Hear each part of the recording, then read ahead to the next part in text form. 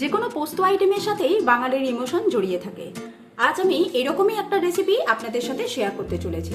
এই প্রচণ্ড গরমে আরামদায়ক একটা রেসিপি ঝিঙে আলু পোস্ত আজ আমি আপনাদের সাথে শেয়ার করব। আশা রাখছি আপনাদের ভালোই লাগবে।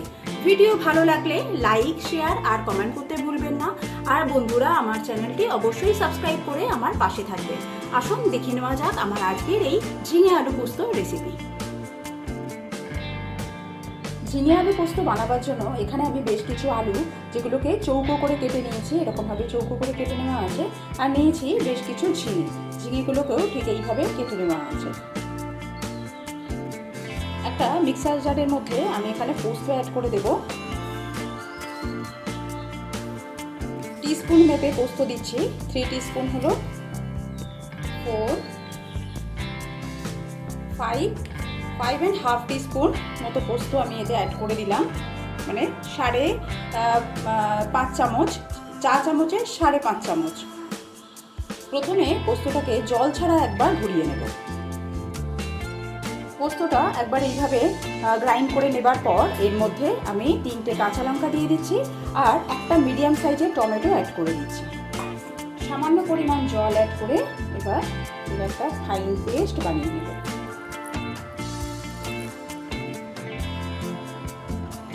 পোস্ত বেটে নেওয়া হয়ে গেছে।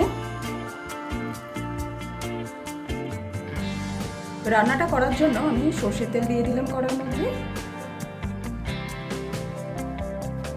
তেল গরম হয়ে গেলে এর মধ্যে কালো জিরে ফোড়নে দিয়ে দিলাম।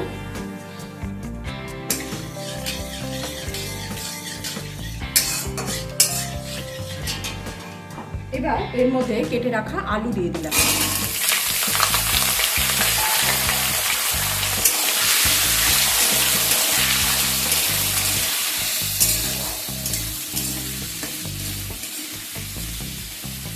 আলুটাকে সামান্য একটুখানি ভেজে নেব।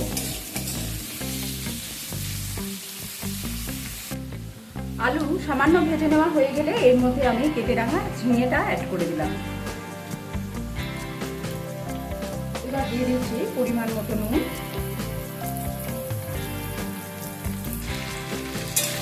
এবার আলু আর ঝিঙেটাকে একসাথে কিছুক্ষণ একটুখানি নাড়াচাড়া করে ভেজে নেব।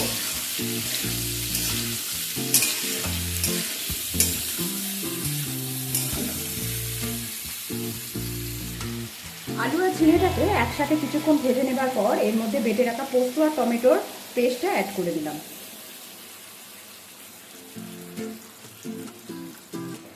বাটির গায়ে লেগে থাকা পেস্ট ধুয়ে সামান্য পরিমাণ জল অ্যাড করে দিলাম। এবার দিচ্ছি সামান্য পরিমাণ হলুদ, সামান্য পরিমাণ গুঁড়ো লঙ্কা, সেই সাথে 4টে চিড়ে রাখা কাঁচা লঙ্কা আর নুন। আলু আর ঝিঙেটা ভাজার সময় নুন দেওয়া ছিল, বাকি নুনটা এই সময় অ্যাড করে দিলাম। এবার অল্প কিছু সময় নিয়ে পোস্তর সাথে আলু আর ঝিঙেটাকে একটু নাড়াচাড়া করে নেব।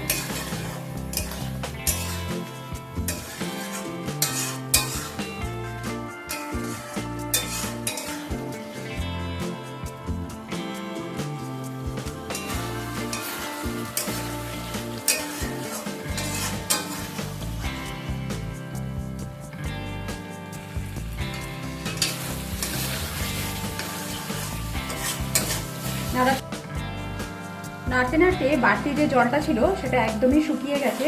ঠিক এই সময় আমি এতে জল অ্যাড করে দিচ্ছি।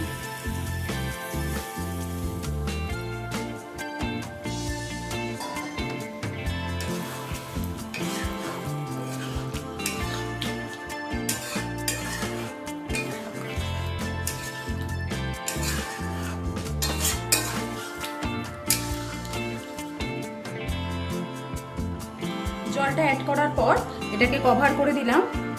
কভার করে দিয়ে প্রপারলি আলু আর ঝিঙেটাকে সেদ্ধ করে নেব। মাঝে ঢাকনা খুলে অবশ্যই কিন্তু একবার নেড়ে দিতে হবে, কেননা পোস্ত তলায় লেগে যেতে পারে।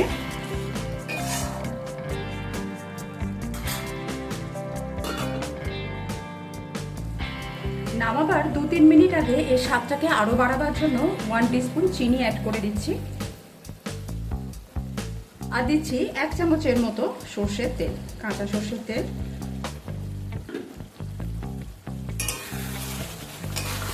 একবার মিশিয়ে নেব।